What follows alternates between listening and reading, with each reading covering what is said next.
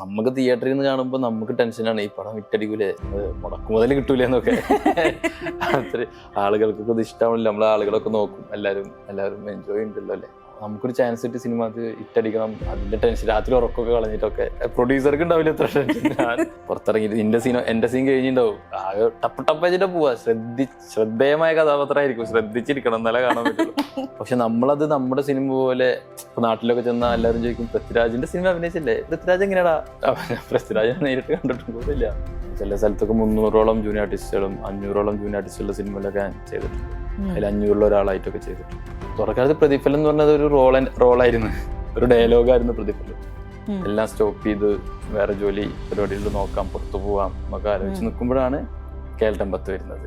കണ്ടു കഴിഞ്ഞപ്പോൾ നമുക്ക് മമ്മൂക്ക പടം അത്യാവശ്യം നല്ല ക്യാരക്ടർ ത്രൂഔട്ട് പരിപാടി, ഇനി ശ്രദ്ധിച്ച് സിനിമ പിടിക്കണം, എന്ത് ചെയ്യും എന്നൊക്കെ ആലോചിച്ചിട്ട് അങ്ങനത്തെ ചർച്ചകളും ചിന്തകളും നടക്കാനുള്ളൂ. അപ്പോൾ യാദൃശ്ചികമായിട്ട് ഒരാൾ മോളിൽ നിന്ന് കണ്ടാണ് തരുൺമൂർത്തിനെ. എനിക്ക് തോന്നുന്നു ഞാൻ തിയേറ്ററിൽ തന്നെ പോയി തുടങ്ങിയത് വളരെ ലേറ്റ് ആയിട്ടാണ്. പിന്നെ ഞാൻ പുറത്തെ സിനിമകൾ കണ്ടു തുടങ്ങിയത് എനിക്ക് തോന്നുന്നു വളരെ കുറച്ച് വർഷങ്ങളായിട്ടുള്ളൂ.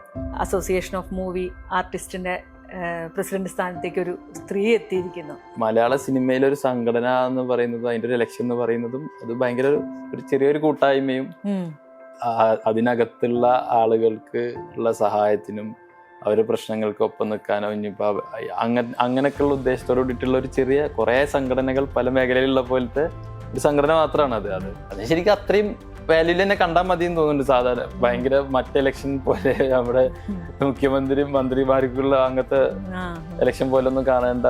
ഇപ്പൊ ചില വ്യക്തികളിൽ നിന്ന് നമുക്ക് മോശം അനുഭവങ്ങൾ ഉണ്ടാവും, അതേ സെറ്റിൽ തന്നെ വേറെ വ്യക്തികളിൽ നിന്ന് നല്ല അനുഭവങ്ങൾ ഉണ്ടാവും. അപ്പൊ ഇത് എവിടെയാണെങ്കിലും സിനിമ അല്ല, ഏത് തൊഴിലിടാണെങ്കിലും ഒരു വ്യക്തിയുടെ ആ തൊഴിൽ മേഖലയെ കുറ്റം പറയാത്ത ഓരോ വ്യക്തികളിലാണ് അത്.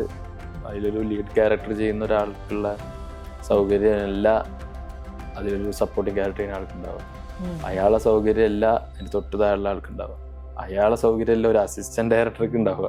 ഇപ്പൊ ഞാൻ പറഞ്ഞ 5 സ്റ്റാറിൽ നിന്ന് അങ്ങനെ ഒരു ലോഡ്ജിൽ താമസിക്കുന്ന ആളുകൾ, ലോഡ്ജ് മുറിയിൽ താമസിക്കുന്ന ആളുകൾ ഒറ്റ സിനിമയിൽ തന്നെ ഉണ്ടാവും.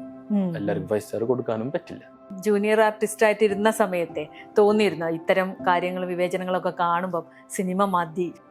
എനിക്കപ്പോ തോന്നിയത് അല്ല, ഞാൻ കാണിച്ചത് ഞാൻ അവരെ പോലെ അങ്ങനത്തെ വാശിണ്ടല്ലോ, അവിടെ ആ കസേര പോയിരിക്കും, ഞാൻ മറ്റേ അവന്റെ ആ ചെയറിൽ പോയിരിക്കും, എനിക്ക് വേണ്ടി വേറെ ചെയർ വരും,